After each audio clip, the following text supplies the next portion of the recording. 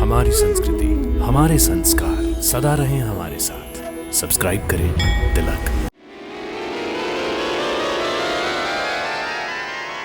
शूर्पणखा व्याकुल भई, खो बैठी चित चैन। राम से किस काम की आशा लेकर असुर सुंदरी के कोमल चरण इस कुटिया तक आए हैं? प्रथम दर्शन से ही मेरा मन तुम में आसक्त हो गया है। पति की भावना रखकर प्रेम अर्पण करने आई हूँ। मुझे अपनी भार्या के रूप में स्वीकार करो। किंतु मैं एक पत्नी व्रत ले चुका हूँ।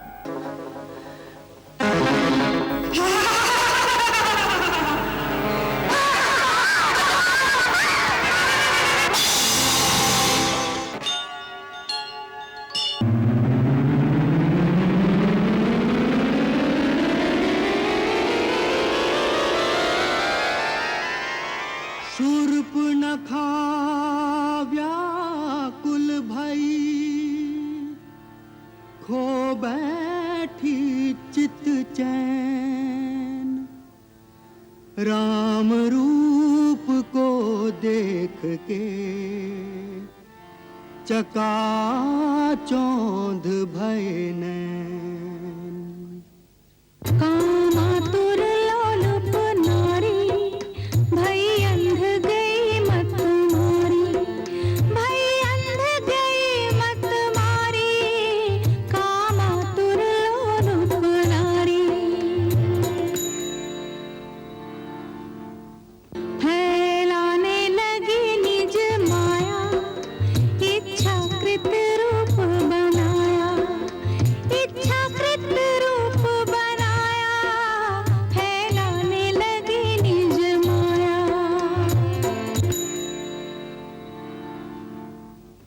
अंबर से भू पर गिरी, लगा काम का बाण।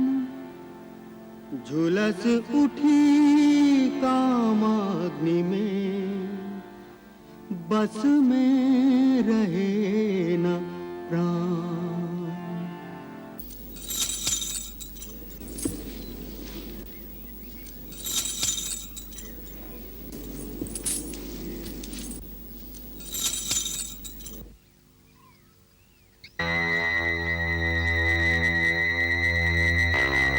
नमस्कार देवी, आपका परिचय? वैसे प्रकृति पुरुष के परिचय की क्या आवश्यकता? तुम पृथ्वी की परम तेजस्वी सुंदर पुरुष हो और मैं त्रिलोक सुंदरी नारी। हे त्रिलोक सुंदरी, मैं आपकी क्या सेवा कर सकता हूँ? मैंने तीनों लोक ही छान मारे हैं, परंतु अपने अनुरूप सुंदर, सचीला और वीर पुरुष आज ही देखा है। इस पृथ्वी पर न तुम जैसा कोई पुरुष है और न मुझ जैसी नारी। विधाता ने हम दोनों को एक दूसरे के लिए ही रचा है, इसलिए पति भाव रखकर मैं तुम्हारे पास आई हूँ। मैं इच्छा अनुसार रूप धारण करने वाली राक्षस कुल की राजकुमारी शूर्पणखा हूँ। मेरा नाम कामवल्ली भी है। राजकुमारी शूर्पणखा? हाँ, लंकेश्वर त्रिलोक विजय रावण का नाम तो तुमने सुना ही होगा। मैं ऋषि पुलस्त्य के पौत्र, महात्मा विश्रवा के पुत्र, महाराज महाबली, विश्व विजयी तेजस्वी रावण मेरे भाई हैं। महाबली कुंभकर्ण और विभीषण भी मेरे भाई हैं। इस विशाल जनस्थान पर जिनका पूर्ण अधिकार है, वो पराक्रमी योद्धा खर और दूषण भी मेरे भाई हैं। देवताओं का कोषाध्यक्ष कुबेर भी मेरा भाई है। प्रसन्नता हुई परिचय पाकर, परंतु तुम्हारा परिचय नहीं मिला। तपस्वी के वेश में जटा धारण किए और धनुष बाण से सुशोभित तुम साधु भी दिखते हो और योद्धा भी। वास्तव में तुम हो कौन? देवी, देवताओं के समान पराक्रम वाले और परम धर्मात्मा महाराज दशरथ का नाम तो सुना होगा। मैं उन्हीं अयोध्या नरेश दशरथ का पुत्र हूँ, राम। राम? राम से किस काम की आशा लेकर असुर सुंदरी के कोमल चरण इस कुटिया तक आए हैं? प्रथम दर्शन से ही मेरा मन तुम में आसक्त हो गया है। तुम्हारे रूप यौवन से आकर्षित होकर खिंची चली आई हूँ। पति की भावना रखकर प्रेम अर्पण करने आई हूँ। मुझे अपनी भार्या के रूप में स्वीकार करो। इस पृथ्वी पर तुम जैसा पुरुष नहीं और मुझ जैसी नारी नहीं। हमारा संजोग अजोड़ होगा। आदरणीय असुरबाला, हे भद्रे, क्या तुम मेरी परीक्षा लेने आई हो? नहीं सी पुरुष, मैं आत्मसमर्पण करने आई हूँ। तुम्हारी सुंदर सजीली रूप में मुझे अपने सपनों का कंत मिल गया है। मुझसे गंधर्व विवाह रचाओ।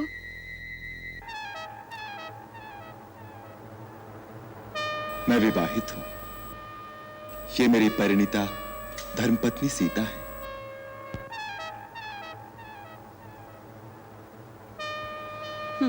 क्या रखा है इस सूखी सड़ी काठ की पुतली सी क्षुद्र मानस स्त्री में? इसे तो मैं अभी खा जाऊंगी। उसके बाद तुम दंडक बन के राजा बनना और मैं तुम्हारी प्राण प्यारी रानी। हाँ, यदि तुम्हें इस पर दया आती हो तो ये भी पड़ी रहेगी हमारी दासी बनकर। हमारे वन प्रदेश में एक नहीं अनेक विवाह रचा सकते हैं। किंतु मैं एक पत्नी व्रत ले चुका हूं, और फिर तुम जैसी स्त्री सौत का साथ कैसे सहन करेगी?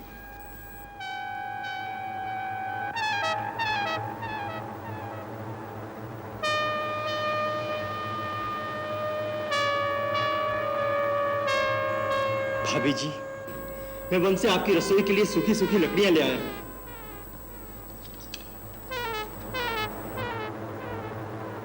ये कौन है तुम्हारी ही जैसा सुंदर और सजीला? ये मेरा छोटा भाई लक्ष्मण है। अकेला है? हाँ, वन में तो अकेला ही है। तो ठीक है, मैं इसके सन्मुख विवाह का प्रस्ताव रखूंगी। तुम स्वच्छंद विचरण करने वाली नारी ठहरी, तुम्हें मनमानी करने से कौन रोक सकता है? प्रयत्न करके देखो।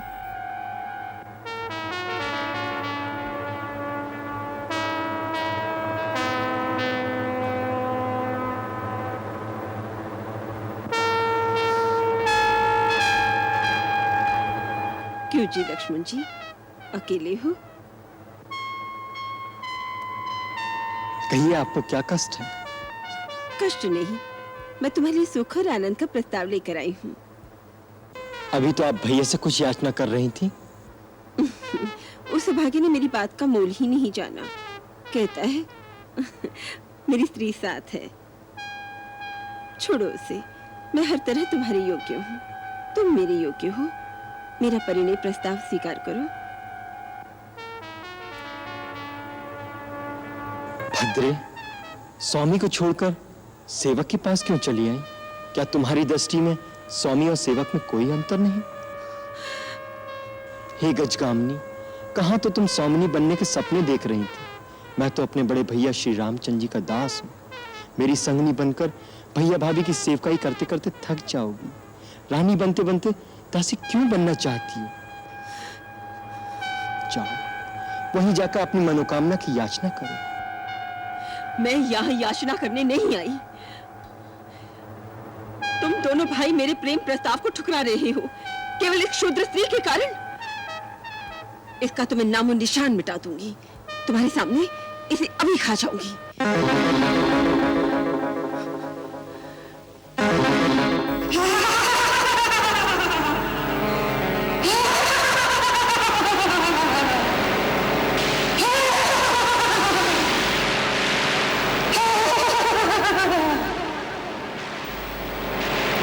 लक्ष्मण, इस कमल ककड़ी को चबाकर खा जाऊंगी। तब तक तुम मेरे साथ विवाह करोगे?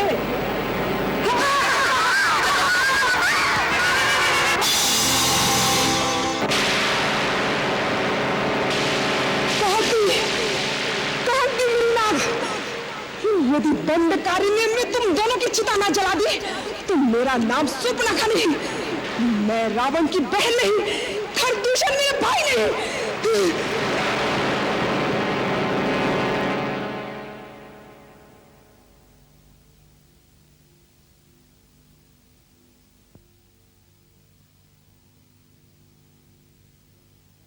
बेचारी अबला। भला कहो भैया। फिर भी अच्छा नहीं हुआ। बुरा क्या हुआ? स्त्री थी। दुराचारणी दुष्टा थी। महर्षि विश्वामित्र ने भी ताड़का वध का आदेश देते समय यही कहा था। ऐसी दुष्टा नारी का वध करने में कोई दोष नहीं, हमने तो केवल उसकी नाक काटी है। एक लज्जाहीन स्त्री जब कामातुर हो जाए तो उससे भयानक और कोई नहीं होता। वो तिरस्कृत होकर अपना और दूसरों का सर्वनाश कर सकती है।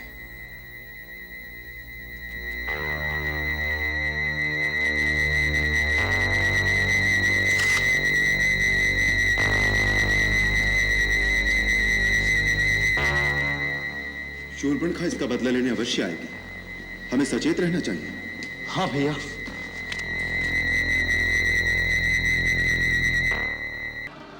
उद्दंड मानव, तुम एक तुच्छ मनुष्य होकर हमारे राज्य की सीमा पर उत्पात मचा रहे हो। हम तुम्हें प्राण दंड देने आए हैं। ये धनुष बाण वहीं धरती पर रख दो और आगे बढ़कर अपने आप को हमारे हवाले कर दो। अभिमानी राक्षस, यह धनुष बाण हमने ऋषियों की आज्ञा से उठाया है, जिन्हें तुम्हारे राक्षस अकारण ही मार डालते हैं। अब यह बाण तुम्हारा और तुम्हारी सेना का संहार करके ही तुणीर में वापस जाएगा। हम डरकर शत्रु को एक बार भाग जाने का अवसर अवश्य देते हैं, क्योंकि रण में पीठ दिखाकर भागते हुए शत्रु पर हम प्रहार नहीं करते। जब प्राण बचाना चाहो तो अभी समय है। मुझे तुम्हारी मूर्खता पर हंसी आती है। अकेले ही मेरी सेना का और मेरा सामना एक साथ करना चाहते हो? मैं तुम पर दया करके अब तक चुप था, परंतु तुम दया के पात्र नहीं हो। दूषण, अपनी सेना को आज्ञा दो कि इसे जाकर घेर ले। जो आज्ञा। राम, ये सब मायावी और कपट युद्ध करने वाले हैं। इन्हीं के शस्त्र से इनका उत्तर दो।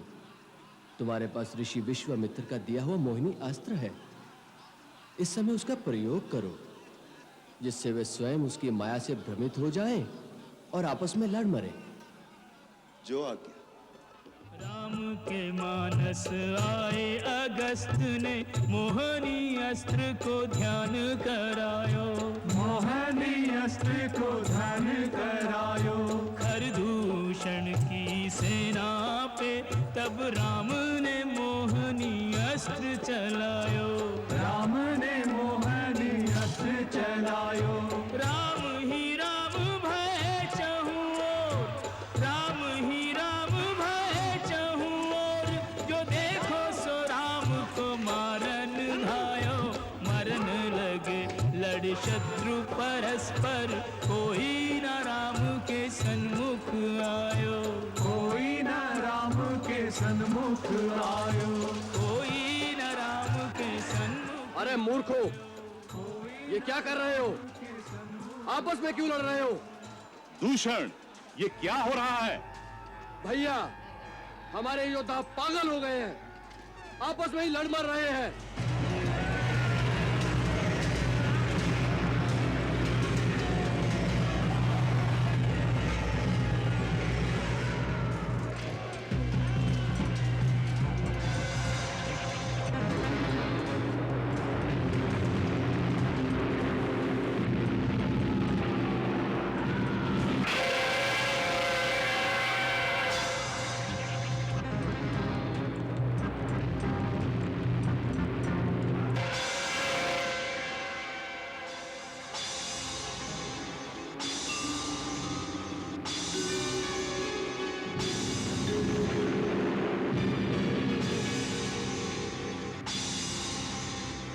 ये राम भी कोई मायावी है। इसने मोहनी अस्त्र का प्रयोग करके हमारी सेना को भ्रम में डाल दिया है। अच्छा, तो मैं पहले इसकी माया को ही समाप्त कर देता हूं। ये ले।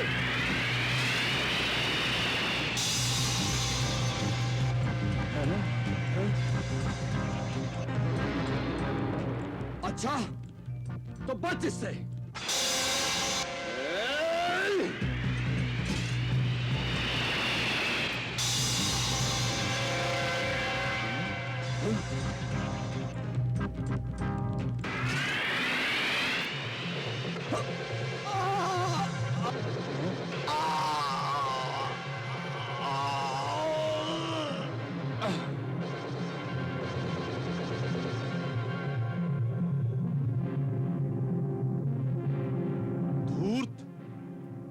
दूषण को मारकर तूने अपनी मृत्यु को पुकारा है।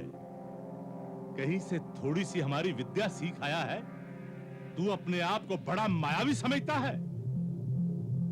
ठहर जा, मैं तुझे दिखाता हूं अपनी माया का प्रभाव।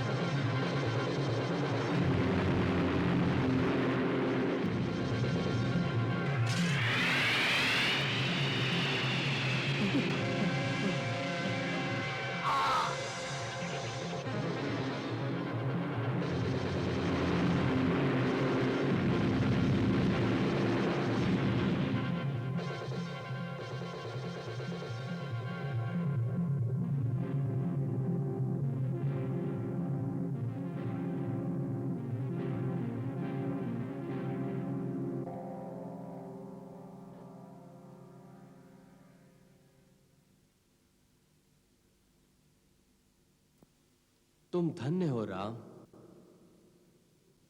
महाबली खर और दूषण को इस संसार में तुम्हारे अतिरिक्त कोई नहीं मार सकता था। तुम्हारी सदा जय हो।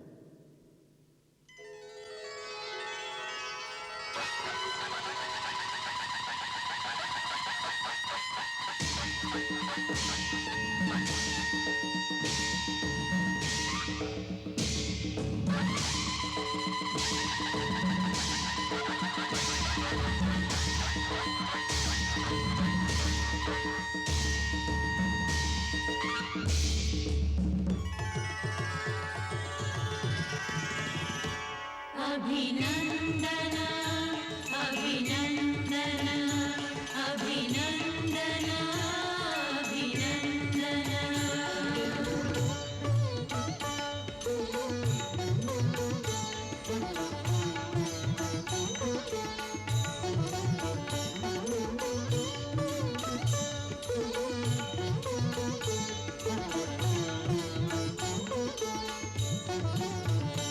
अभिनंदन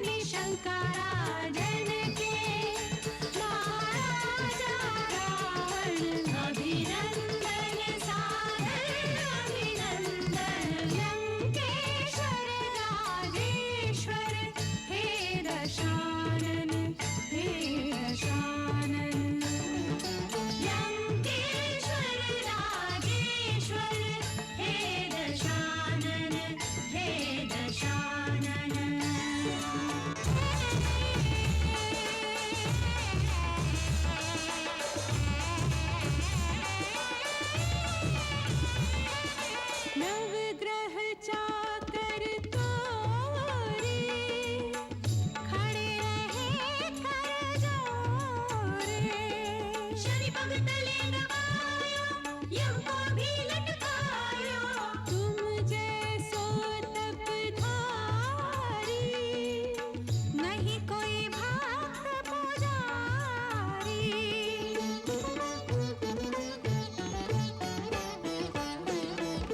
जब ब्रह्मा के द्वारे आयो, काट काट सिर प्रभु ही चढ़ायो।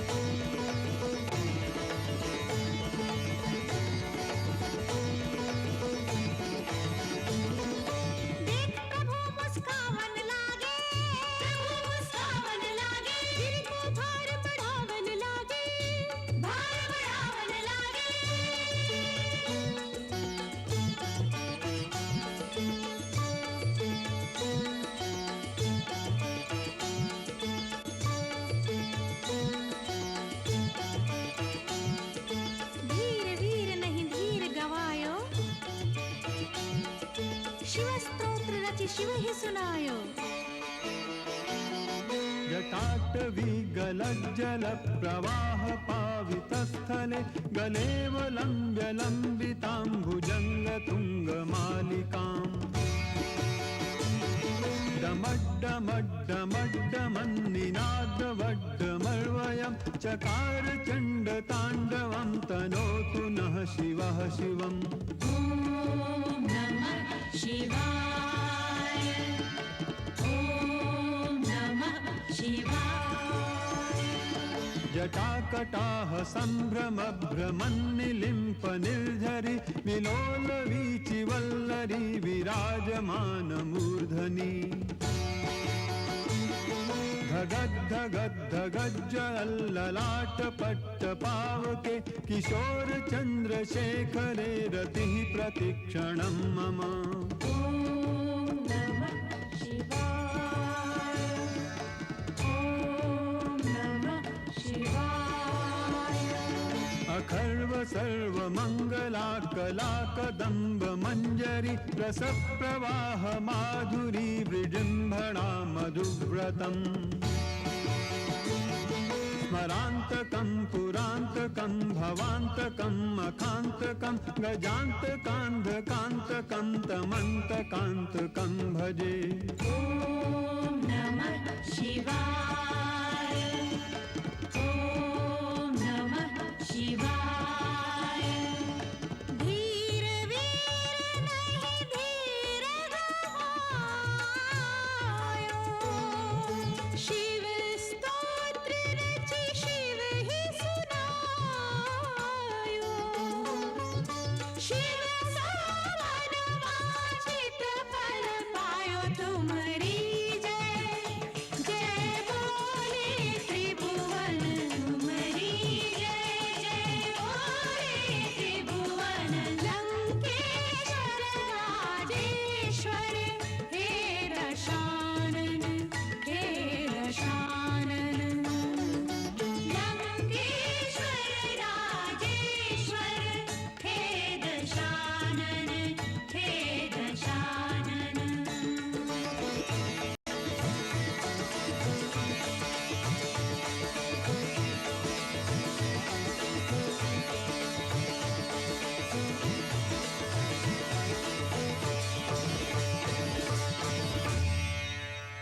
दुहाई है, मुझ पर अत्याचार किया गया है महाराज।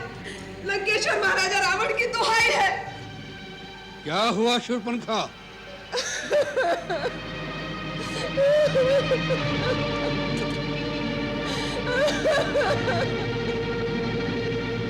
ये कैसी गति बना रखी है? तुम्हारी नाक पर ये घाव कैसा? ये घाव नहीं है, तलवार से प्रहार किया गया है। क्या? तलवार से प्रहार? हाँ भैया, ये शूर्पणखा की नाक नहीं कटी है, ये लंकेश्वर महाराजा रावण की नाक काटी गई है। आप यहाँ राग रंग में भूले बैठे हैं कि शत्रु ने आपकी सीमा पर आक्रमण करके आपकी अग्रिम छावनी को विध्वंस कर दिया है। छावनी को विध्वंस कर दिया है? तो जनस्थान में बैठे खरदूषण क्या कर रहे हैं? खरदूषण युद्ध में मारे गए हैं। उनको मारना तो काल के लिए भी असंभव था। किसने किया यह दुस्साहस? एक मानव ने। एक मानव ने? असंभव। खर और दूषण दोनों शक्ति, बल और पराक्रम में हमसे किसी प्रकार कम नहीं है। एक मानव ने उन्हें मार डाला, इस बात पर हम विश्वास नहीं करते। अकंपन, तुम चुप क्यों हो? शूर्पणखा कहती है, क्या ये सत्य है? हाँ, ये सत्य है महाराज। इसका अर्थ है कि ये सब देवताओं का षड्यंत्र है। एक मानव की आड़ लेकर उन्होंने हमारी सीमा पर आक्रमण किया है। कौन कौन देवता थे उनके साथ? इंद्र अवश्य आया होगा। बताओ, कौन कौन देवता उनकी सहायता करने आए थे? पिताश्री, इन देवताओं की ताड़ना किए बहुत दिन हो गए हैं। वो त्रिलोक विजय लंकेश्वर की शक्ति भूल गए? क्या इंद्र भूल गए कि मेघनाथ का नाम इंद्रजीत क्यों है? आज्ञा दीजिए पिताजी, इन सभी देवताओं को बांधकर इसी सभा में उपस्थित कर दूं। उन्हें षड्यंत्र रचने का उचित दंड दिया जाए। नहीं युवराज इंद्रजीत, उस मानव के साथ कोई देवता नहीं थे। कोई देवता नहीं थे तो फिर कौन सी शक्ति थी उनके साथ? वो अकेला था। अकेला था? वो मानव है या भगवान? स्वयं भगवान विष्णु के लिए भी अकेले ऐसा साहस करना कठिन हो सकता है। हाँ भैया, वो है तो मानव ही, लेकिन कोई अलौकिक मानव दिखता है। उसका छोटा भाई भी साथ है। दोनों के रूप में ऐसी मोहनी है कि एक बार देख लो तो दृष्टि हटाने को जी नहीं चाहता। उनके साथ एक स्त्री भी है जिसके रूप को एक बार देख लो तो कामदेव भी मोहित हो जाए। कोई देवांगना, अप्सरा, गंधर्व, किन्नर अथवा नाग कन्या भी उसकी सुंदरता को जीत नहीं सकती। शूर्पणखा, तुम मुझे इस समय उनके और उनकी स्त्री के रूप की मोहिनी की अनर्गल बातें न सुनाओ। मुझे उस मानव की शक्ति और बल पर विचार करने दो। मुझे सोचने दो कि किस कारण उसने रावण की शक्ति को ललकारने का साहस किया है। इसके पीछे क्या भेद है? वही तो मैं कह रही हूँ। उसका भेद केवल इतना ही है कि जब मैंने उस स्त्री को देखा तो मैंने सोचा जिस प्रकार संसार की हर उत्तम वस्तु महाराजा रावण के पास है, उसी प्रकार इस नारी को भी लंकेश्वर के राजमहल की शोभा होना चाहिए। यह सोचकर ही मैं उस नारी को आपके लिए उठाने गई कि दोनों भाइयों ने मुझ पर आक्रमण करके मेरी ये दुर्दशा कर दी। जब मैंने कहा कि मैं लंकापति रावण की बहन हूँ, मेरी हंसी उड़ाई गई। उतना ही नहीं, मेरे नाक को काटकर आपको चुनौती भेजी है और कहा है कि जाकर अपने भाई से कह दो कि अपनी वीरता पर इतना अभिमान है तो स्वयं आकर ले जाए सुंदरी को, नहीं तो अपनी नकटी बहन के आंचल में मुंह छुपाकर लंका से भी भाग जाए। बस करो शूर्पणखा। क्षमा करें महाराज, मेरा हृदय अपमान की ज्वाला से धड़क रहा है। उन्होंने आपकी बहन के नाक काटकर असुरों को एक तरह से चुनौती भेजी है, आपकी वीरता को ललकारा है। अगर आप में आत्मसम्मान की भावना है तो आज ही उस स्त्री को छीनकर उनसे ले आइए और उन दोनों मानवों को मेरे हवाले कर दीजिए ताकि मैं उन दोनों को अपनी इच्छा अनुसार दंड दूं। तभी मेरे इस अपमान का बदला पूरा होगा। शूर्पणखा, हम तुम्हारे अपमान और अपने भाइयों की मृत्यु का बदला लेना हमारा प्रथम कर्तव्य समझते हैं, अन्यथा संसार के लोग हमारी हंसी उड़ाएंगे। अकंपन, कौन है वो मानव जिन्होंने अपनी मृत्यु का आवाहन किया है? हमारी राक्षस जाति सबसे उत्तम है। किसी मानव को उस उत्तम जाति पर हाथ उठाने का साहस हो, उससे पहले हम उसका हाथ काट देंगे। फिर उन्होंने तो हमारी बहन को अपमानित किया है, हम इसी समय उन पर आक्रमण करके बदला लेंगे और उनकी स्त्री को अपनी रानी बनाएंगे और उन दोनों वनवासियों की बोटी बोटी काटकर अपने राक्षसों में बांट देंगे। मेरी भूल क्षमा करें महाराज, मेरी सम्मति में आपका उन पर सीधा आक्रमण करना उचित नहीं होगा। दो मानवी राजकुमारों से स्वयं लंकापति रावण का युद्ध करना उसकी मर्यादा के अनुकूल नहीं होगा महाराज। परंतु जब वो खर और दूषण जैसे पराक्रमियों का सेना सहित संहार कर सकते हैं तो स्वयं रावण का जाना ही उचित होगा। महाराज, यदि आपने दो मानवों को जीत भी लिया तो इसमें आपकी क्या शान होगी? और यदि उन्होंने खरदूषण की भांति आपको किसी प्रकार की क्षति पहुंचाई तो लंकेश्वर की कीर्ति को धब्बा लग जाएगा। मेरी माने तो आप छल से उसकी स्त्री को हर लें। राम अपनी स्त्री को अत्यधिक प्रेम करता है। उसके छिन जाने पर उसके शोक में वह स्वयं ही अधमरा हो जाएगा। फिर आपका कोई भी सेवक उसकी जीवन लीला को समाप्त कर सकता है। महाराज, सेनापति अकंपन की बात विचार करने योग्य है, परंतु यह नीति विरुद्ध है। कुछ नीति विरुद्ध नहीं है लंकेश्वर। उन उद्दंड वनवासियों ने आपकी बहन पर घात किया है, एक स्त्री पर शस्त्र प्रहार किया है। आप भी प्रतिघात कीजिए, उनकी स्त्री का मान मर्दन करके अपनी बहन का बदला लीजिए भैया। हाँ महाराज, जिस प्रकार नाक से मणि छिन जाने पर नाक तड़प तड़प कर मरता है, उसी प्रकार स्त्री के अपहरण हो जाने पर वह विरह से मरेगा, लाश से मरेगा, संताप से मरेगा। निश्चय यह सम्मति हमें विचार करने योग्य लगी है। छल से, बल से, कौशल से सीता को उससे जुदा कर दो भैया। उसका गर्भ भंग होगा, तभी मेरा कलेजा ठंडा होगा। होगा, यही होगा बहन, यही होगा।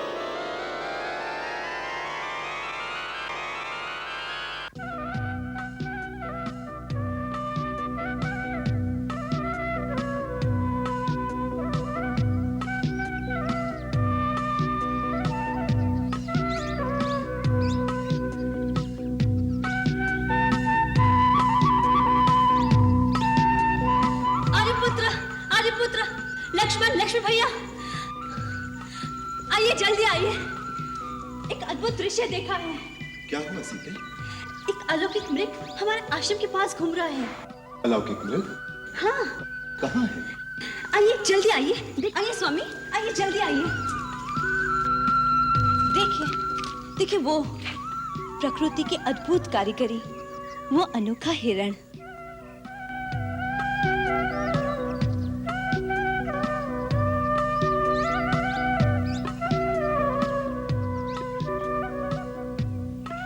ऐसा विचित्र मृग कभी देखा है?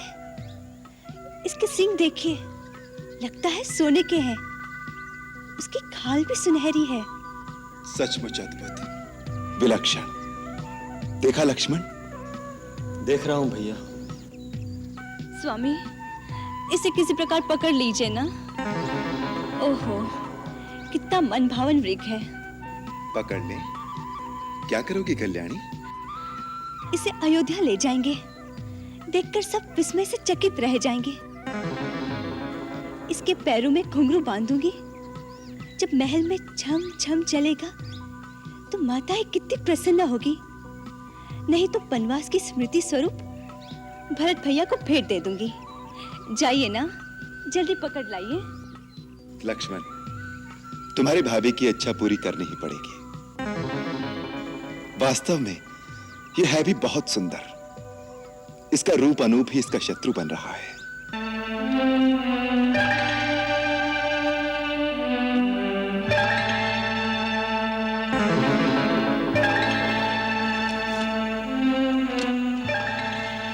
यदि मृग जीवित हाथ ना आया तो क्या हुआ? उसकी मृगचम कितनी सुंदर है। आपकी पूजा में आसन के काम आएगी।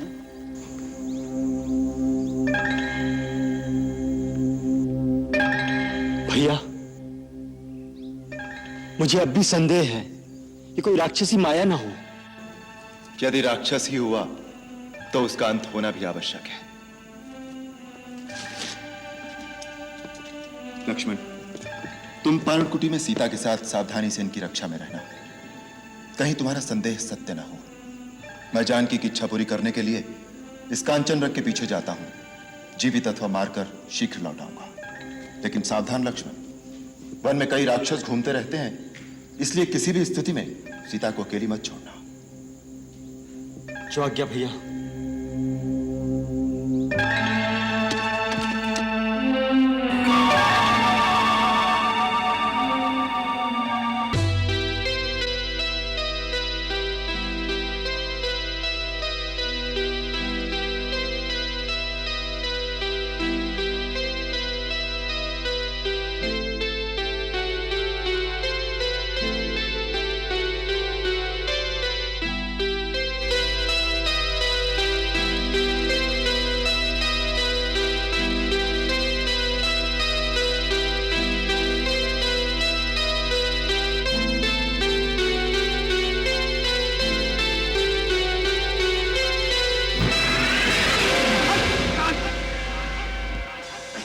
हाय लक्ष्मण! हाय लक्ष्मण! हाय लक्ष्मण! हाँ सीते! हाँ सीते! हाँ सीते! लक्ष्मण, लक्ष्मण, लक्ष्मण, तुमने सुना? बचाओ! बचाओ!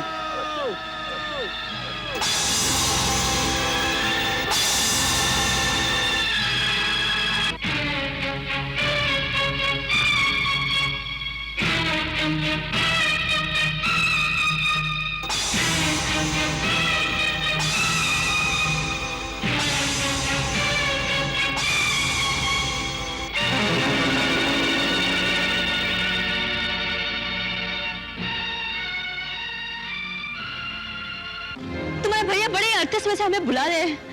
वो अवश्य किसी संकट में फंस गए होंगे। उनकी आवाज में कितनी करुणा है। लगता है बहुत सारे राक्षसों ने उन्हें घेर लिया होगा। लक्ष्मण, तुमने नहीं सुनी उनकी पुकार? सुनी है भाभी। तुम यहीं पे खड़े हो। जाओ लक्ष्मण, जाओ, जाके उनको बचाओ। लक्ष्मण, क्या हुआ? तुम जाते क्यों नहीं? क्योंकि मैं जानता हूं भैया किसी संकट में फंस ही नहीं सकते। भाभी, आपके स्वामी को देव, असुर, नाग, दानव कोई परास्त नहीं कर सकता। ये कदाचित भैया की आवाज नहीं है, ये कोई धोखा है। आप इतनी अधीर ना हो भाभी, धीरज रखिए। जिसका पति संकट में हो और सहायता के लिए पुकार रहा हो, उसको तुम धीरज रखने की बात सिखा रहे हो। लक्ष्मण, क्या तुम राक्षसों के डर के मारे अपने प्राण बचाने के लिए नहीं जा रहे? मैंने तुम्हें इतना कायर कभी नहीं समझा था। भाभी, अपने भाई के सामने धनुष उठाकर अपनी वीरता के डींगे मारते रहते हो, और आज तुम सचमुच वीरता दिखाने का अवसर आया। तुम डरे हुए चूहे की भांति अपने बिल से निकलना नहीं चाहते। भाभी, भाभी, आप ऐसी बातें न कहिए। आप नहीं जानती आप क्या कह रही हैं। मैं अच्छी तरह जानती हूँ तुम्हें। जिस भाई ने तुम्हें अपने पुत्र की भांति पाला है, आज जब उनके प्राण संकट में आ गए तो तुम डर के मारे अपनी भाभी के आंचल में आकर छुप गए। क्या इसी समय यही तुम्हारा कर्तव्य है? मेरा एक ही कर्तव्य है, अपने बड़े भाई श्री राम की आज्ञा का पालन करना, और वो मुझे कह गए हैं कि मैं आपकी रक्षा के लिए यही रहूं। इसलिए मैं आपको किसी भी स्थिति में अकेला छोड़ के नहीं जा सकता। मेरी रक्षा, जिसके लिए मैं सारा संसार त्याग कर इस वन में रहने आई हूँ, जिसके बगैर मैं एक पल भी जीवित नहीं रह सकती, और जब उनके प्राण संकट में आ गए तो मेरी रक्षा करने से क्या लाभ? लक्ष्मण, अगर उनको कुछ हो गया तो मैं एक पल भी जीवित नहीं रह सकूंगी। फिर मेरे मृत शरीर की रक्षा करते रहना और पालते रहना भाई की आज्ञा। भाभी, आप समझती क्यों नहीं? भैया पर कोई आज आ ही नहीं सकता। तीनों लोगों में कोई ऐसा वीर नहीं जो उन्हें परास्त कर सके। ये किस दुर्भाग्य के कारण आपकी बुद्धि इतनी हीन हो गई है? जिसके पति के प्राण संकट में हो, उस नारी के लिए इससे बड़ा दुर्भाग्य और क्या हो सकता है? आज तुम हठ धर्मी पर उतर आए हो। सिद्धि तो तुम सदा से ही रहे हो, परंतु अपनी कायरता के कारण मेरी अवज्ञा भी करोगे, इसकी मुझे आशा नहीं थी। भाभी, आप मुझे कायर मत कहिए। कायर नहीं तो मेरी आज्ञा का पालन करो। भाभी, आप हट मत कीजिए, कुछ अमंगल हो जाएगा। तुम नहीं गए तो अमंगल हो ही जाएगा। लक्ष्मण, बातों में समय मत गवाओ।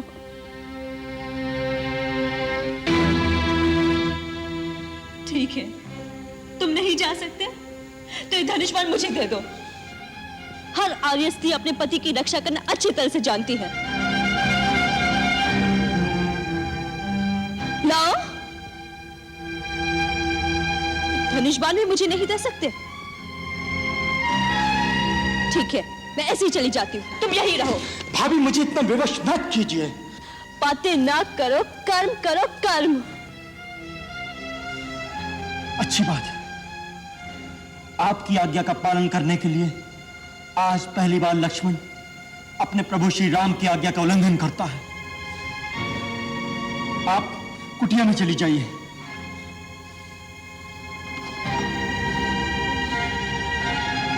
माता, आप ऊपर चली जाइए।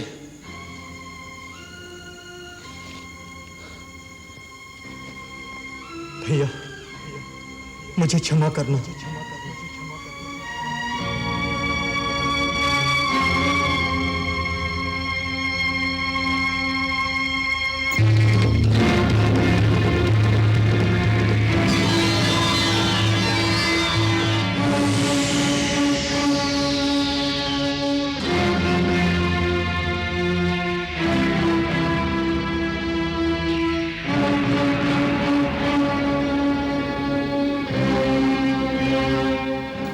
माता, गुरु की दी हुई मंत्र शक्ति से मैंने यहाँ एक अदृश्य दीवार बना दी है।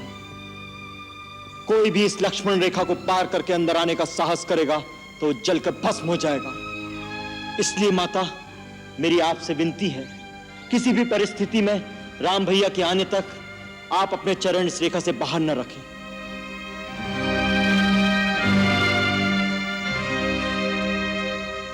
हे वन के देवताओं, समस्त प्राणियों, मैं माता सीता को आपकी सुरक्षा में छोड़े जा रहा हूं।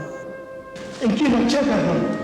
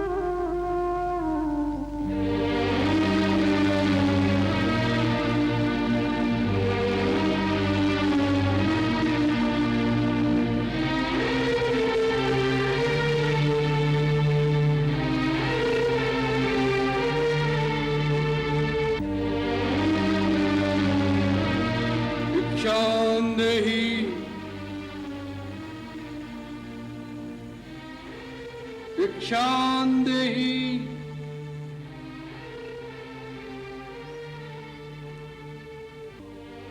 भिक्षान्देहि भिक्षान्देहि भिक्षान्देहि। प्रणाम महात्मन।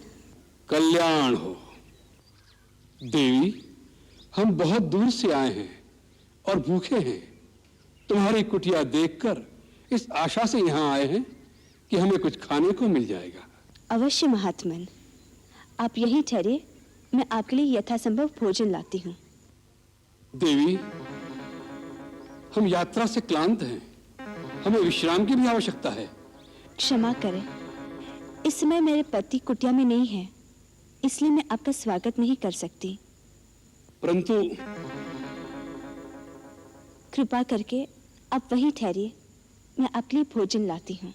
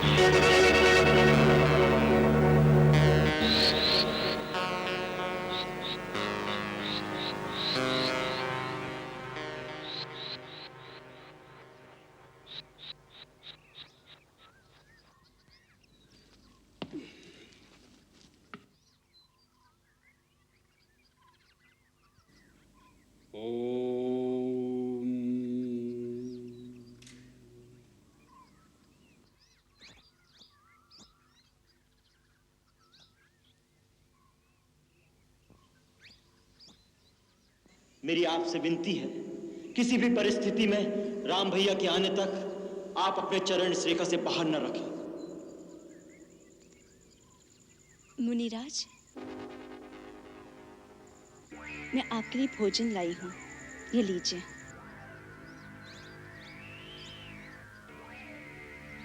ले आओ देवी। कृपया आप ही को यहाँ आना होगा। अब तो हमने आसन जमा लिया है, यात्रा से थके हुए हैं, बार बार उठा नहीं जाता। जो कुछ देना है यही ले आओ। भगवान, मैं इस सीमा से बाहर नहीं आ सकती, आप ही को कष्ट करना होगा। देवी, तुमको आर्य कन्या नहीं लगती? द्वार पर आया हुआ अतिथि भगवान का रूप होता है, और तुम हमारा तिरस्कार कर रही हो। नहीं नहीं अतिथि देवता, मेरे वहां न आने का कारण आपका तिरस्कार करना नहीं। वास्तव में मेरे देवर मेरी सुरक्षा के लिए एक सीमा की रेखा खींच गए हैं और अपनी शपथ देकर कह गए हैं मर्यादा की सीमा को त्याग कर बाहर न जाना। इसलिए मैं बाहर नहीं आ सकती। कृपा करके आप मेरी बात का बुरा न माने। बस, बहुत हो चुका। तुम बार बार हमारा तिरस्कार कर रही हो। पहले हमें कुटिया के अंदर आने से रोक दिया और अब दूर से खाना दे रही हो, जैसे हम कोई पशु पक्षी हो। ऐसा व्यवहार नीच जाति के लोगों से किया जाता है। कोई संत महात्मा द्वार पर आ जाए तो बड़े आदर से स्वयं उसके पास जाकर उसके चरण छूकर भिक्षा दी जाती है। ठीक है, हम तुम्हारे द्वार से भूखे ही चले जाएंगे, लेकिन इस अपमान के बदले हम तुम्हें श्राप देंगे। नहीं नहीं मुनिराज, मुझ पर दया कीजिए। मुझे अपनी पुत्री के समान समझकर मेरी समस्या और विवशता को समझने की चेष्टा कीजिए। हम सब समझते हैं, सब कुछ जानते हैं। हम त्रिकालदर्शी हैं। मूर्ख स्त्री, हम सब देख रहे हैं। तुम्हारा पति इस समय एक स्वर्ण मृग का शिकार करने वन में भागा भागा फिर रहा है। वह स्वर्ण मृग अपने सींग से तुम्हारे पति को एक बार आहत कर चुका है, फिर भी तुम्हारा पति उसके पीछे भाग रहा है। हम श्राप देते हैं कि वही स्वर्ण मृग अपने तीखे सींगों द्वारा तुम्हारे पति को।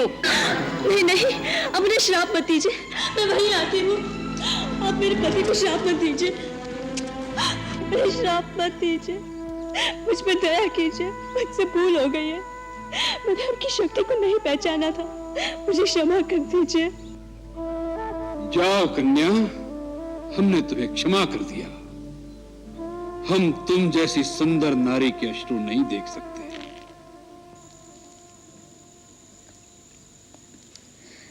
मैं मिथिला नरेश महाराज जनक की पुत्री हूँ। मिथिला की राजकुमारी, और इस अवस्था में ये कैसा दुर्दैव है। जिस कांचन काया को देख देवता भी लालायित हो जाएं, उसे तुम इस घास फूस की कुटिया में नष्ट कर रही हो। अरे ऐसे नारी रत्न को तो किसी त्रिलोकी के राजा की पत्नी होना चाहिए था। मेरे लिए तो मेरे पति ही त्रिलोकी के राजा है। उनसे बढ़कर और कोई हो सकता है क्या? अवश्य हो सकता है। हम तुम्हें बताते हैं। सीते, जिसके नाम से देवता, नाग, किन्नर, असुर, राक्षस अर्थात संसार के संपूर्ण प्राणी थर्रा उठते हैं। सूर्य, चंद्र आदि नवग्रह जिसकी इच्छा से चलायमान होते हैं। जो संसार के समस्त चराचर प्राणियों का स्वामी है, जिसे देख वृक्षों के पत्ते भी भय से स्तब्ध हो जाते हैं। अरे वायु भी जिसके सामने सांस नहीं ले सकती। तुम तो उस लंकाधिपति रावण की पत्नी होने योग्य हो। ऐसे पाप पूर्ण वचन कहते हुए तुम्हें लज्जा नहीं आती? कोई महात्मा के वेश में तुम एक दुरात्मा हो। कौन हो तुम? तुम्हारा दास, वही लंकेश्वर रावण।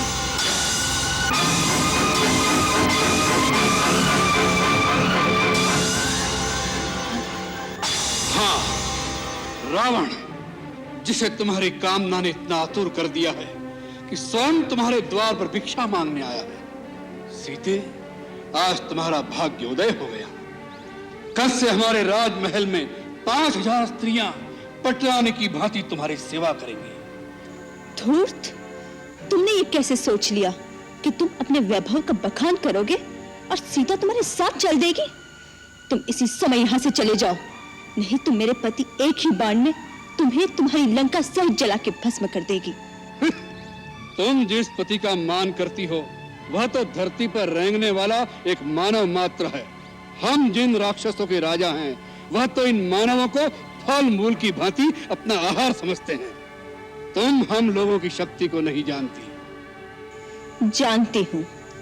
खर और दूषण भी तुम्हारे ही भाई थे ना, जिन्हें रघुवर ने आन की आन में समाप्त कर दिया था। तुम्हारा ये साहस, एक गीदड़ होकर सिंघनी की कामना कर रहे हो। तुम्हारा अंत समय आ गया है। यदि प्राण प्यारे हो तो अभी समय है, चला जाए यहाँ से। हमारा ऐसा अपमान करने का साहस आज तक किसी ने नहीं किया। इसका परिणाम जानती हो? और एक पतिव्रता सती की ओर ऐसी कुदृष्टि डालने की मूर्खता भी किसी ने नहीं की होगी। इसका परिणाम जानते हो? तेरा ही नहीं, तेरे सारे कुल का सर्वनाश हो जाएगा। मूर्ख, हट जा मेरे सामने से। फिर से इस रेखा के अंदर जाना चाहती है?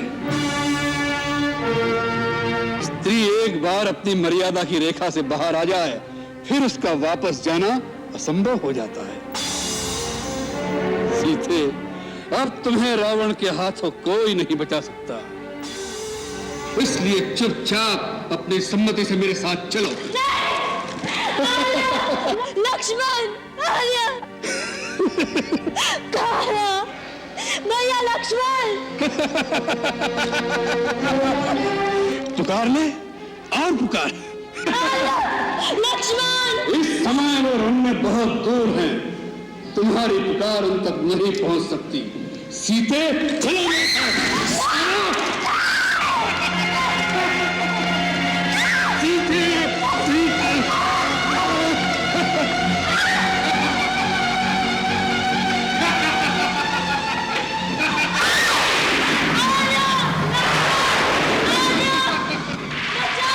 रावण के हाथों तुम्हें कोई नहीं बचा सकता।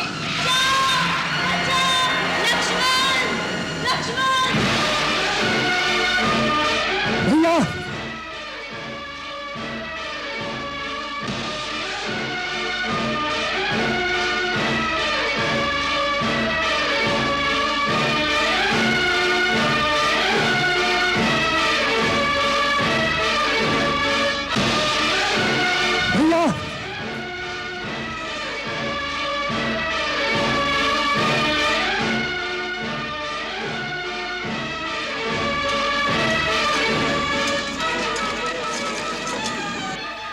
लक्ष्मण,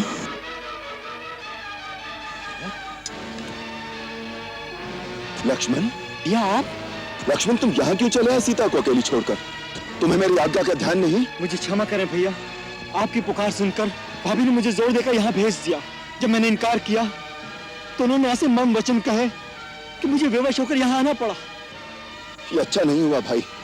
तुम्हारा कहना सत्य था। वो मृग के रूप में वही मारीच राक्षस था। मरते मरते जब उसने मेरी आवाज बनाकर तुम्हें सहायता के लिए पुकारा तो उसके उसी प्रपंच से मैं समझ गया कि हमारे साथ छल किया गया है। सीता अवश्य किसी विपत्ति में फंस गई होगी। लगता है वो आश्रम में हमें नहीं मिलेगी। नहीं भैया, ऐसा ना कहिए, भाभी वहीं पर होंगी। भगवान करे ऐसा ही हो। चलो लक्ष्मण।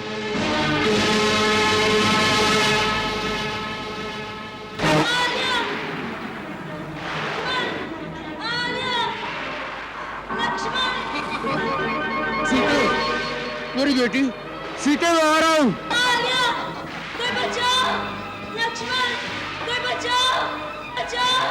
रुको, रुको रावण, रुको। सीते, सीते मैं आ रहा हूँ। सीते, महात्मा जटायु, इस पापी रावण से मेरी रक्षा कीजिए। यदि आप नहीं लड़ सकते तो वन में जाकर आर्यपुत्र रघुवीर और भैया लक्ष्मण को मेरी सूचना दीजिए। जाइए, जल्दी जाइए, मेरी सहायता कीजिए। तुम चिंता न करो पुत्री, मेरे जीते जी ये तुम्हें नहीं ले जा सकता। रावण, तुम तो बड़े वीर और पराक्रमी कहलाते हो। एक निस्सहाय स्त्री को इस प्रकार चोरों की भांति उठाने का निंदित कर्म तुम्हें शोभा नहीं देता। तुम विजय कुमारी को छोड़ दो। ये धर्मपरायण और पतिव्रता स्त्री है। इसका बलपूर्वक अपहरण करने से तुम निश्चित ही विनाश को प्राप्त करोगे। बूढ़े जटायु, रावण को शिक्षा देने आए हो? जाओ किसी पेड़ पर बैठकर आराम करो। मेरे रास्ते में मत आओ, कहीं मुझे क्रोध न आ जाए। पापी, मैं बूढ़ा अवश्य हूँ, परंतु अब भी तुम जैसे अभिमानियों का मान भंग कर सकता हूँ। सीता मेरी पुत्र वधु समान है, मैं अपने प्राण देकर भी इसकी रक्षा करूंगा। आज तू मेरे पंजों से मारा जाएगा।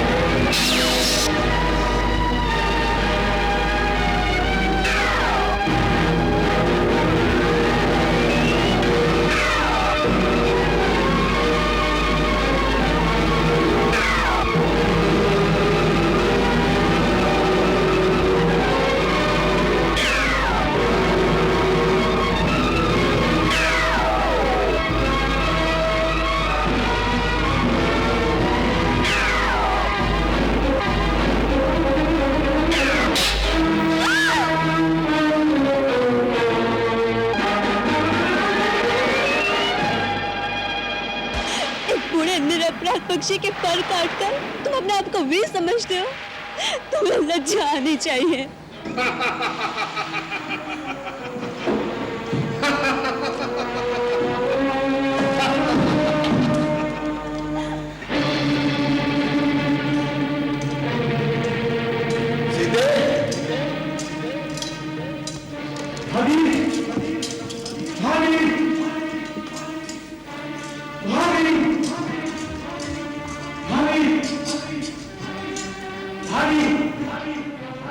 लक्ष्मण, सीता अंदर नहीं है। हो सकता है मेरी किनारे पर गई हूँ, परंतु वो अकेली तो कभी नहीं जाती थी। हो सकता है उद्यान में फूल चुनने गई हूँ। ठीक है, तुम नदी पर देखो, मैं उद्यान में देखता हूँ।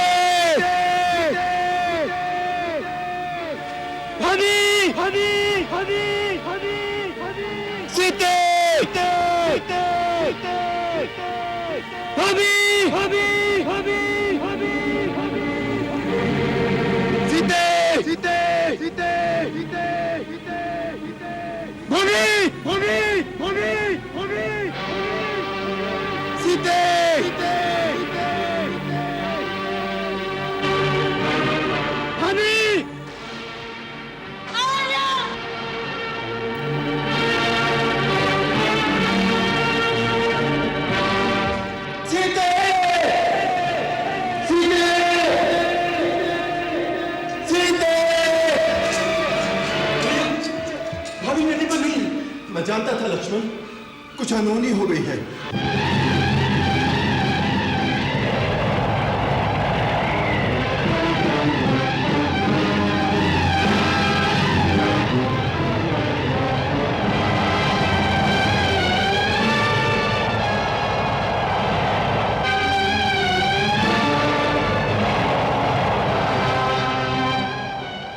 हे वन के वासियों, यदि मेरे पति मुझे ढूंढते यहाँ आए तो उन्हें यह आभूषण दिखा देना और कह देना मुझे रावण उठा कर ले गया है।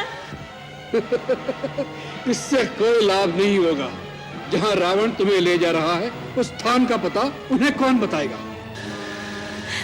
निर्लज, अपने ऊंचे कुल और अपनी वीरता की बड़ी बड़ी डिंगे मारते थे। क्या वीर पुरुष के यही लक्षण होते हैं? जब पति घर में ना हो तो उसकी पत्नी को चोरों की भांति आकर चुरा कर ले जाए। एक अकेली स्त्री पर आक्रमण करना ही तुम्हारी शूरवीरता है। मेरे स्वामी तुम्हारी तरह कारा भीरू नहीं। तुम मुझे आकाश पाताल कहीं पे भी छुपा लो, मेरे स्वामी मेरी सहायता के लिए अवश्य आएंगे। मेरे राक्षसों के सिवा किसी को आज तक ये भी पता नहीं कि लंका है कहाँ। वहां पहुंचने से पहले तेरा पति रास्ते में भटक भटक कर मर जाएगा। जिस प्रकार एक सांप की आंखें अंधेरे में भी दिखाई देती है, उसी प्रकार पापी का पाप छुपाने से नहीं छिपता। वृक्षों के पत्ते, पर्वतों के पत्थर और वायु की लहरें, प्रकृति का कण कण मेरे रघुवर को तुम्हारे पाप मार्ग का पता बताएगी। और जहाँ सीता होगी उसके स्वामी अवश्य वहां पहुंचेंगे, इसका मुझे पूरा विश्वास है। देख लेंगे।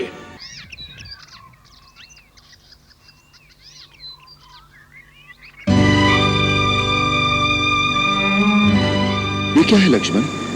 राम राम राम राम राम राम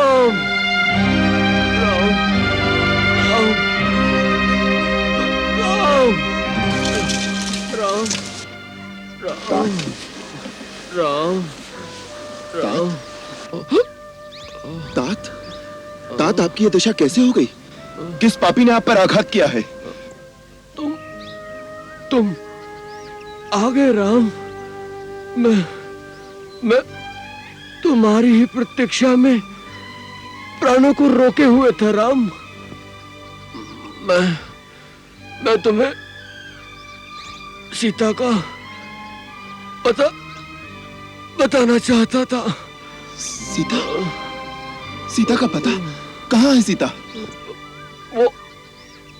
वो उसे ले गया है। सीता को ले गया? आपने सीता को देखा है?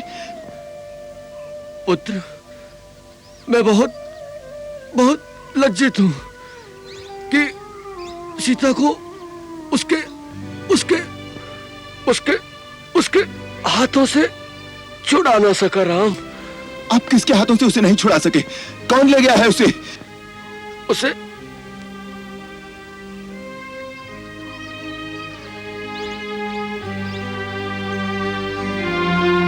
उसे उसे पापी रावण अपने विमान में बिठाकर आकाश मार्ग से ले गया है राम। आकाश मार्ग से? हाँ, हाँ। रावण? हाँ, हाँ। राक्षसों का राजा रावण उसे उठाकर ले गया है। वो बेचारी चारों ओर सहायता के लिए पुकार रही थी।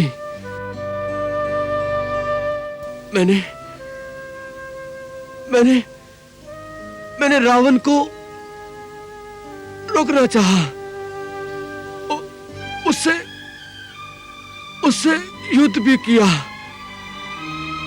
परंतु उसने अपनी चंद्रहास खड्ग से मेरा पर काट दिया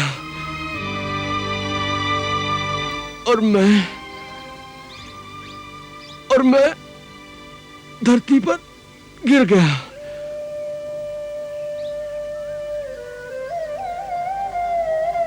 तात, वो उसे किस ओर ले गया है? दक्षिण दिशा की ओर। दक्षिण दिशा की ओर? उसका कुछ पता बताइए ना। मैं नहीं जानता वो कहाँ गया है। सीता, मेरी पुत्री बहुत दुखी थी। राम, वत्स, शीघ्र ही उसे इस विपत्ति से मुक्त करो। अपनी स्त्री की रक्षा करना हर पति का प्रथम कर्तव्य होता है राम। तात, आप निश्चय रखिए, जिस ओर भी वो पापी गया है उसे मेरे हाथों से कोई नहीं बचा सकेगा। धरती, आकाश, पाताल, वो जहां भी छुपा होगा मैं उसका पता लगाकर वहीं उसकी चिता बना दूंगा। अब उसे मेरे बाणों से स्वयं ब्रह्मा भी नहीं बचा सकेंगे। तुम्हारा संकल्प सफल हो राम। अब मैं जाता हूं अपने मित्र दशरथ के पास। मुझे आज्ञा दो राम। हे महात्मा, आपने मेरे लिए अपने प्राणों का बलिदान किया है। मैं तीनों लोक में आपका ऋणी रहूंगा।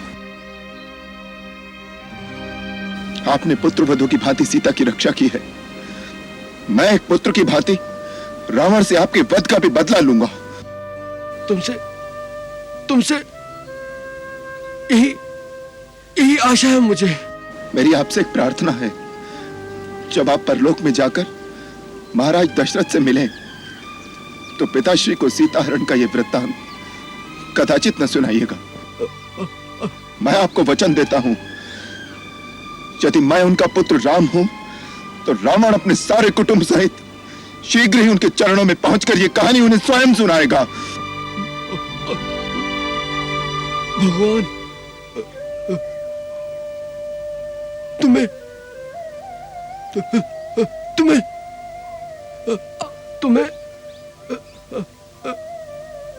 विजयी करेंगे पुत्र।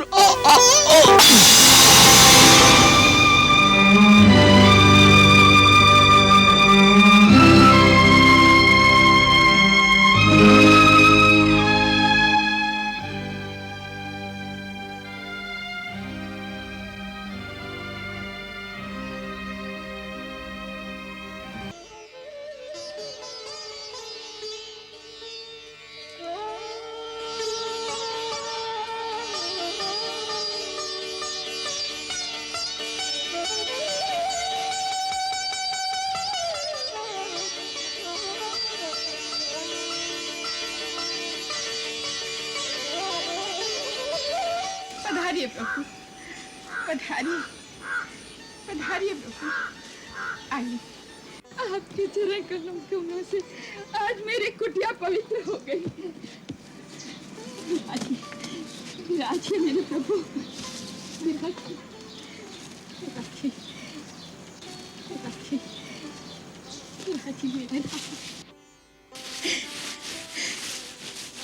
मैं आपके चरण पखारती हूँ।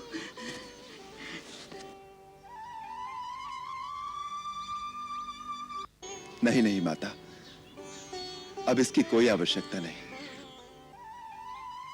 तुम्हारे स्नेह भरे अश्रुओं से मैं पहले ही पवित्र हो गया। प्रभु, आपको भूख लगी होगी ना? हाँ, मैं फल लेकर आती हूँ। फल लेकर आती हूँ प्रभु, अभी लाई। बरसों से प्रतिदिन आपके लिए मैं मीठे मीठे बेर लेकर आती हूँ प्रभु, बरसों से। खाइए।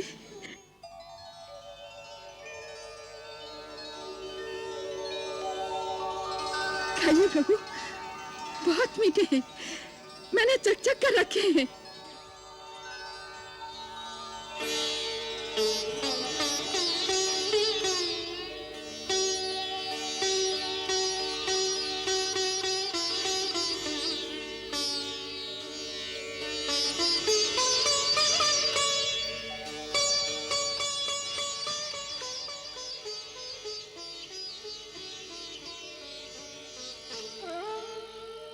खाइए प्रभु।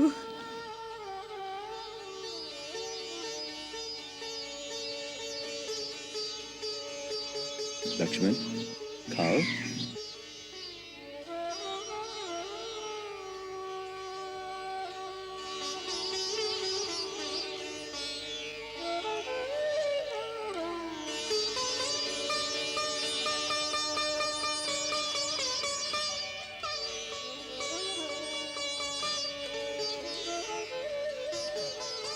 वाह, अच्छे है ना? जय। इनकी प्रशंसा के लिए शब्द नहीं है मेरे पास। इतने वर्षों बाद ऐसा लगा जैसे माता कौशल्या अपने हाथ से खिला रही हो।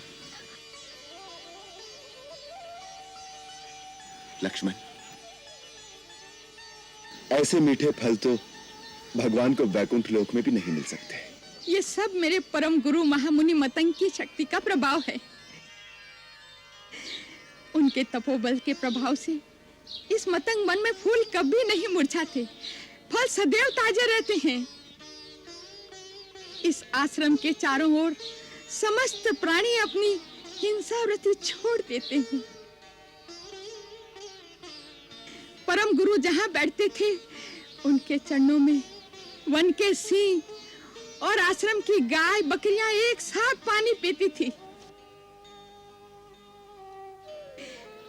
उनको परलोक सिधारे वर्षों बीत गए, परंतु जिस वेदी पर बैठकर वो यज्ञ किया करते थे, उसमें अभी तक एक तेज, एक प्रकाश की आभा झलकती रहती है। कितना पवित्र होगा वो स्थान, और कितनी भाग्यशाली हैं आप जो ऐसे परम गुरु की सेवा करने का पुण्य प्राप्त हुआ। उसी सेवा का पुण्य फल है जो आपके दर्शन हुए हैं।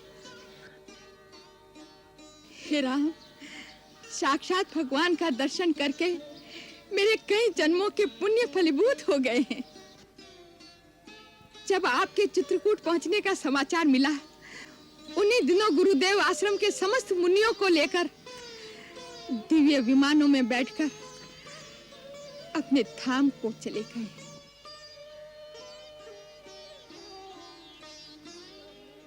मुझ में भक्ति भाव की प्रधानता देखकर उन्होंने विशेष कृपा के कारण मुझे इसी कुटिया में रहने का आदेश देकर कहा कि एक दिन श्री राम लक्ष्मण के साथ इस आश्रम में आकर तुम्हारे अतिथि बनेंगे। उनके दर्शन मात्र से तुम अपनी भक्ति का चरम फल प्राप्त करोगी। इसके पश्चात तुम हमारे पास आ जाना। उन्हें हमारे आने का ज्ञान था? हाँ प्रभु, उन्होंने कहा था कि श्री राम अपनी भार्या की खोज में यहाँ आएंगे। तुम उन्हें महाबली सुग्रीव तक पहुंचाने का मार्ग बताकर कहना कि वह सुग्रीव से मित्रता करके रावण पर अवश्य विजय पाएंगे और सीता सहित आनंद पूर्वक अयोध्या जाएंगे। ये भावी निश्चित है प्रभु। आपसे धनु नाम के गंधर्व ने जो कुछ कहा है, मैं उसका समर्थन करती हूँ। आपने ये समाचार सुनाकर जैसे अपने परम गुरु का आशीर्वाद मुझ तक पहुंचा दिया है। अब कृपा करके ये बताइए कि हम महाबली सुग्रीव तक कैसे पहुंचे? आप अनजान की बातें पूछते हैं प्रभु, तो बताती हूँ। यहाँ से आगे जाने पर आपको पंपासुर नाम का एक सुंदर सरोवर मिलेगा। उसके दक्षिण तट की ओर ऋष्यमुख और मल्याद्रि नाम के दो पर्वत शिखर दिखाई देंगे।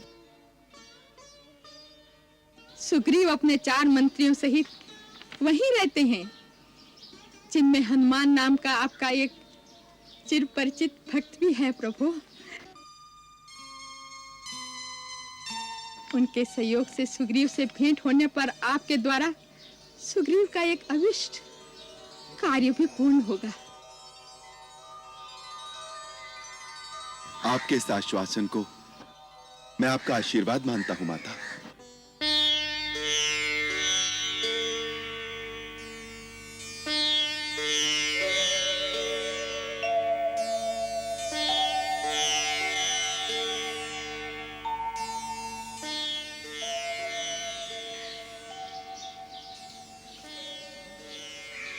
देखो लक्ष्मण, जब एक मनुष्य स्वार्थ की सीमा को लांघकर परमार्थ की भूमि में तपस्या करता है तो उसकी शक्ति में कितना तेज होता है।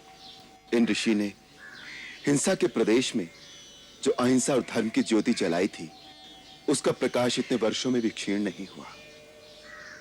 महामुनि, आप जहां भी हो, हमें आशीर्वाद दीजिए कि हम कर्तव्य और परमार्थ के पथ पर दृढ़ विश्वास के साथ आगे बढ़ें। माता, ऐसा लगता है जैसे आपने हमें अपने गुरु के साक्षात दर्शन करा दिए हैं। आपका धन्यवाद शब्दों में नहीं हो सकता। अब हमें जाने की आज्ञा दीजिए। आज्ञा तो उससे पहले आपको मुझे देनी होगी राघवेंद्र, और उससे भी पहले अपनी भक्ति और उसका ज्ञान मुझे देना होगा। माता, मैं तो केवल इतना ही जानता हूं कि भगवान के निकट जाति पाति, ज्ञान, धर्म, कुल, गुण और चतुराई का कोई मोल नहीं होता। वो तो केवल भक्ति के नाते को ही सच्चा नाता मानते हैं। फिर आप तो स्वयं परम सिद्ध और भक्ति के पराकाष्ठा हैं। मैं आपको क्या ज्ञान दे सकता हूं? नहीं प्रभु, मेरे गुरुजी का यही आदेश था कि मैं आपके श्री चरणों की सेवा से भक्ति और आपके मुखारबिंद से भक्ति का ज्ञान पाऊं। हे राम, मुझे नीच कुल में उत्पन्न ये शरीर छोड़ने की आज्ञा देने से पहले मुझे भक्ति का ज्ञान प्रदान करो प्रभु। माता, मैंने गुरुजनों से जो नवदा भक्ति की महिमा सुनी है, वही अपने हृदय से कहता हूं। आप भी हृदय से ही धारण कीजिए। नवधा भगत कहूँ तो ही पाही, सावधान सुन धरु मन माही। प्रथम भगति संतन कर संगा, दूसरी रति प्रभु कथा प्रसंगा। गुरुपद पंकज सेवा, तीसरी भगति अमान। चौथी भगति प्रभु गुणगन, करई कपट तज गान। मंत्र जाप प्रभु दृढ़ विश्वासा, पंचम भजन सुवेद प्रकाशा। छठ दम शील बिरति बहु कर्मा, निरत निरंतर सज्जन धर्मा। सातम सम हरि भय नग देखा, हरिते संत अधिक करि लेखा। आठवां जथा लाभ संतोषा, सपने हूँ नहीं देखई पर दोषा। नवम सरल सब सन छलहीना, हरि भरोस ही हर्ष न दीना। नवधा भगत सबरी कह दीनी, सादर सबरी शीस धर लीनी।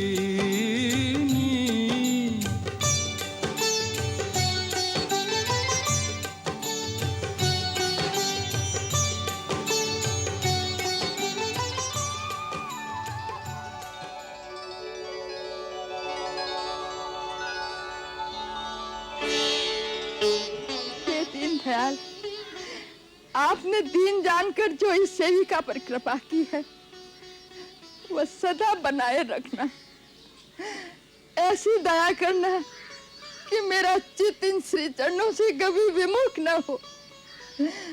अब मुझे अपने गुरुदेव के पास जाने की आज्ञा दीजिए प्रभु।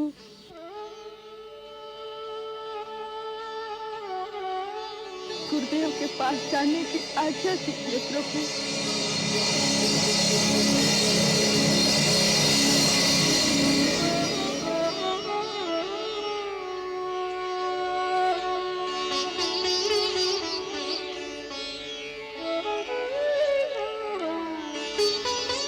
माता, आपका मार्ग भक्ति की ज्योति से प्रकाशमान हो।